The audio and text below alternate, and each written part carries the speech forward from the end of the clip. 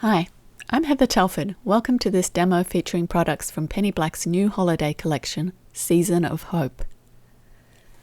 I'll be showing you how I created this wintry scene using two of the stamps from the Tannenbaum trio set. When I create wintry scenes, I often begin by splattering some masking fluid on my hot press watercolor paper. I'm going to show you how I do that. I usually do a few at a time so I have them ready. I pour some masking fluid into a plastic tray, and then I rub some dish detergent into whichever brushes I'm going to use for the splattering. This just helps with the cleanup later. The spatter brush has a barrel on it which has a little pin, and I pull that pin down after I've got masking fluid on the brush, and I keep that adjacent to the panel that I'm splattering. I don't turn the barrel, but I do turn the handle towards the panel, and that flicks masking fluid off the bristles and onto the paper. If you don't have that brush or you want larger splatters of masking fluid, you can just use any cheap brush. I just use a cheap plastic brush, and I flick it off a toothpick. And I often use both brushes to get some fine splatter and some larger splatter. The splatter takes probably 15 minutes to dry, so I make sure they're all dry before I start any painting or stamping. I'm using chipped sapphire and Stormy Sky distress inks to create a wintry sky on my panel before I stamp. I'm going to paint the edge of a snowbank in water. I know you can't see that very well. It'll be easier to see once I add some color in. And that watery line I painted, that's just my edge. So as soon as you've got some color in, you can see where that edge is. You could even paint the lighter color first. You don't really have to do a line of water. It's much easier to see where you're going if you paint a little bit of diluted ink. I'm trying to move quickly, painting the colors on so I don't get any hard lines. As long as the paper is wet with the water and the ink, I'll be able to blend these colors into each other. And you can see how they move as I tip and tilt the panel, because I want the two colors to blend into each other. And you can see some pinks coming out of chipped sapphire as well, just to make my sky really pretty. Those little yellow blobs you see are the masking fluid.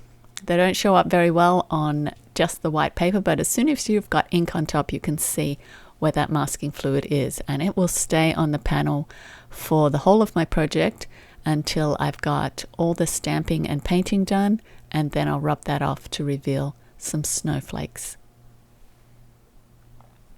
I'm adding just a couple more snow drifts at the bottom by painting a little bit of darker ink and then diluting it straight away with some water. To dilute it, I just want to have the effect of the shadow disappearing into the white area above, and dabbing it with a paper towel helps with that process also.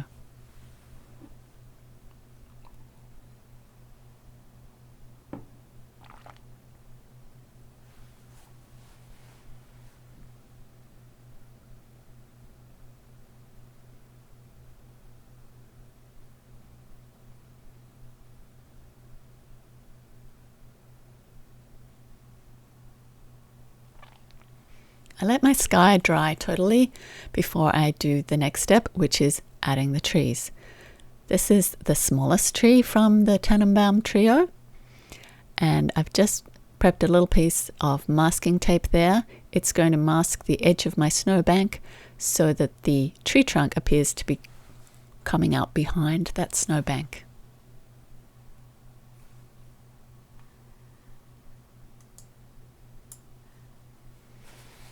I'm going to stamp the tree first with Faded Jeans Archival ink, and this is going to give me a print that I can't blend but will show me exactly the shape of the tree when I'm blending over the top. I'm doing the trunk in Gathered Twigs Distress Marker.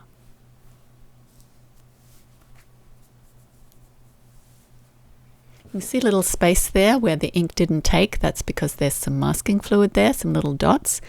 And we want to get the ink up as close as possible to those little dots so they appear to be little snowflakes when we take the masking fluid off. I've switched over to distress ink now because I want to blend that with water. So I'm adding a little bit of water and then stamping that. That's going to fill in more of the tree, but you can still see it's resisting where the little bits of masking fluid are. So that's when I start doing some painting. When I use brushstroke stamps like these, I usually do a combination of stamping and painting, and often back and forth. A little stamping, a little painting, a little stamping, a little painting. And sometimes give myself some extra ink to add to the ink that's already stamped on the panel.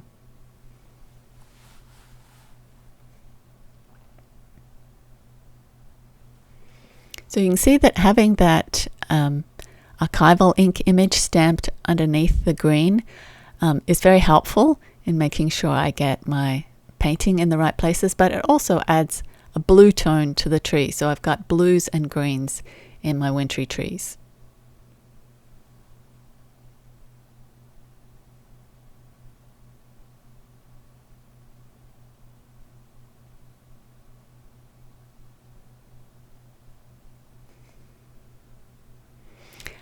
I've just added a little bit of chipped sapphire ink to finish that tree off so that the blues and greens really blend together. And then I'm going to do a new tree, the larger tree from the same set, just next door to the first one. Again, I'm masking the edge of the bank so that the tree just peeps out from behind the snowbank.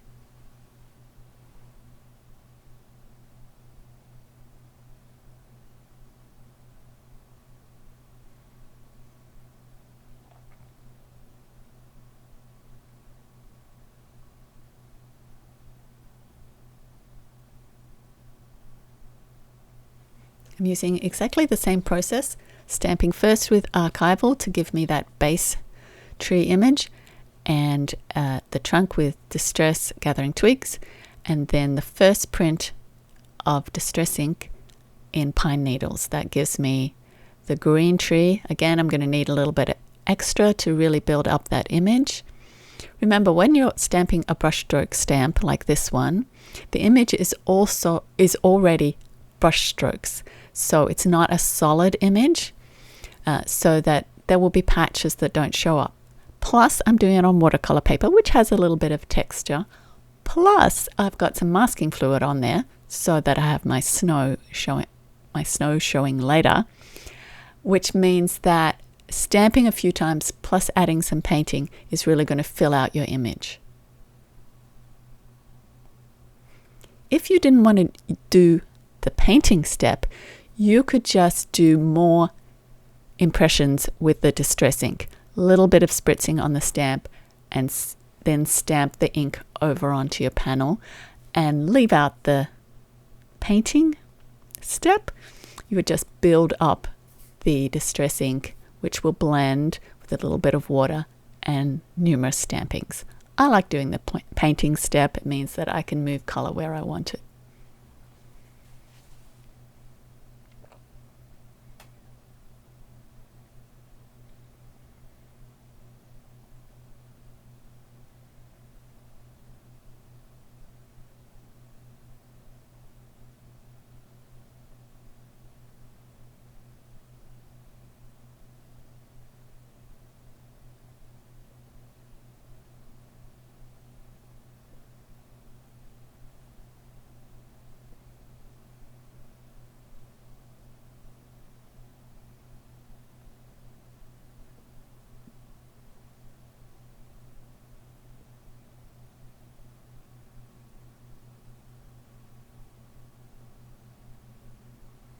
This last tree is the most foreground tree, so I really want to build up that color a little bit more. So I did 2 impressions of the Archival, then some of the pine needles, and then some of the chipped sapphire. So that's the darkest tree. I let all that dry and then removed my masking fluid. I love this step. I use a gum eraser to just catch on the masking fluid and pull it off. And then I usually use my hand to just feel across the panel to make sure I've got all those little specks. And as soon as you remove them, you can see how it appears to be snow falling and snow catching in the trees. Make sure you do that when the panel's totally dry though. To finish off this card, I'm going to use a sentiment from the Promise of Hope set and just pop it into that little space between the trees in the Faded Jeans Archival ink. So I'm keeping my color palette pretty limited with blues and greens and the purpley blue in the sky.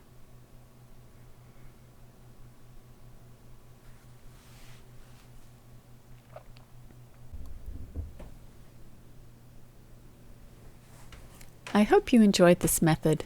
It's one I use often for brushstroke stamps and trees in particular. I have a second video showing how I varied the technique to create another card with Tannenbaum Trio featuring more of a forest look.